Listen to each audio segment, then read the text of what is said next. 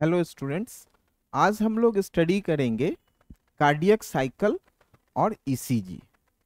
ये पूरा ECG basically cardiac cycle के समय जो डिफरेंट इवेंट्स हैं उन्हीं इवेंट्स के इलेक्ट्रिकल प्रॉपर्टी को, उसके पोटेंशियल डिफरेंस को हम लोग प्लॉट करते हैं, जिसे हम कहते हैं ईसीजी।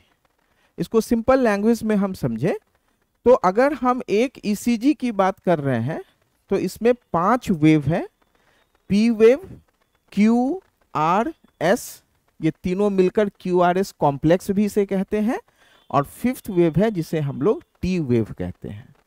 तो इस पी के स्टार्ट से इस टी के एंड तक ये जो ड्यूरेशन है ये रिप्रेजेंट कर रहा है इलेक्ट्रिकल चेंज को, और ये कब का हो रहा है?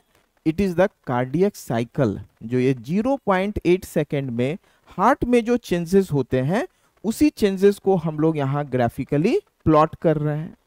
Means ECG is associated with the cardiac cycle. अब हम लोग इस कार्डियक साइकिल में देखें कि क्या यहाँ पर चेंजेस हो रहे हैं। इन चेंजेस को समझने के लिए हम लोग यहाँ पर देख सकते हैं कि सबसे पहले इस कार्डियक साइकिल में पहला फेज है जहां पर ये दोनों अट्रिया कॉन्ट्रैक्ट करेंगे, जिसे हम कहते हैं अट्रियल सिस्टोल। और इस अट्रियल सिस्टोल के कारण राइट अट्रियम का डीऑक्सीजनेटेड ब्लड आएगा राइट वेंट्रिकल में, और लेफ्ट अट्रियम का ऑक्सीजनेटेड ब्लड आएगा यहाँ लेफ्ट वेंट्रिकल में। ये जो पार्ट हम देख रहे हैं इस समय जो हम प्लॉट करेंगे ग्राफ को, तो ये हमें देगा P wave.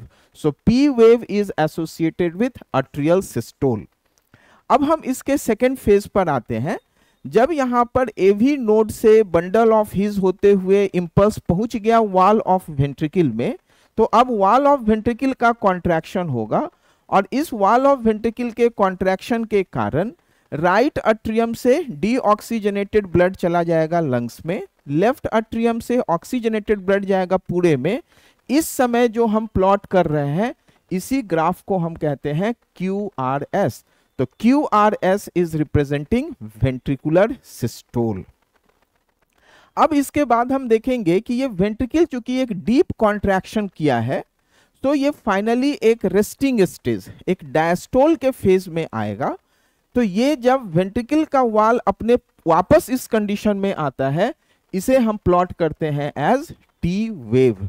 So P Q R S T, ये 5 वेव मिलकर बनाता है ईसीजी। Thank you.